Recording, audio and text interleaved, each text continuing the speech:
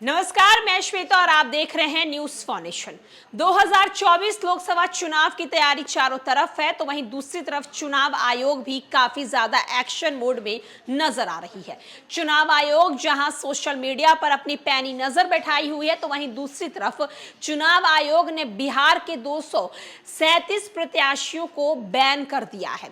आखिरकार चुनाव आयोग ने इन प्रत्याशियों को क्यों बैन किया है, चलिए हम आपको बताते हैं। लोकसभा विधानसभा का चुनाव लड़ने वाले प्रत्याशियों के बीच इस बात की होड़ मची होती है कि वे आगे के चुनाव के पहले ही अपेक्षा बेहतर प्रदर्शन करें, लेकिन उनकी कुछ ऐसी गलतियां सामने आती हैं जिसके बाद चुनाव आयोग उनके चुनाव लड़ने पर ही रोक लगा देता है।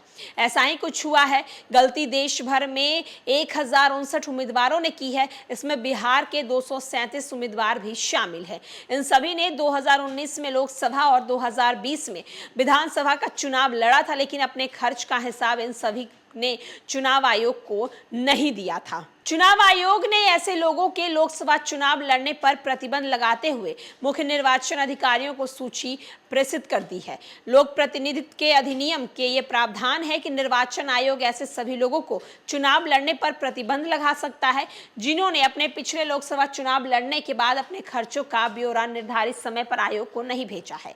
बिहार में 237 लोगों ने चुनाव लड़ने पर रोक लगाई गई है। दूसरे स्थान पर बिहार का पड़ोसी राज्य उत्तर प्रदेश यानी कि यूपी के 121 प्रत्याशियों ने अपने खर्च होने वाले ब्यौरा जो है वो आयोग को नहीं दिया है। तीसरे स्थान पर तेलंगाना है, वहां पर 107 लोगों ने चुनाव लड़ने पर प्रतिबंध लगा दिया गया है।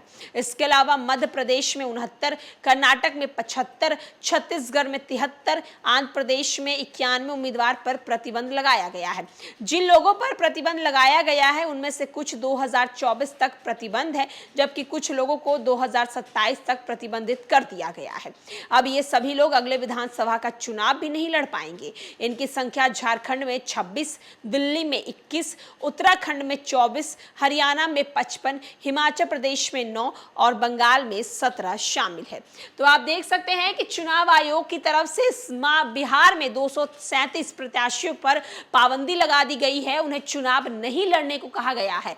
दरअसल चुनाव आयोग ने 2019 और 2020 में जो लोकसभा और विधानसभा के चुनाव हुए थे उसका ब्यौरा मांगा था, लेकिन इन प्रत्याशियों ने अपने पिछले चुनाव का ब्यौरा चुनाव आयोग को नहीं दिया है। ऐसे में चुनाव आयोग ने ऐसे प्रत्याशियों पर प्रतिबंध लगाया है। आपको बता दें कि बिहार के बाद जो दूसरे नंबर पे है वो उत्तर प्रदेश राज्य है, जहां पर 121 प्रत्याशियों पर बैन किया गया है चुनाव आयोग की तरफ से।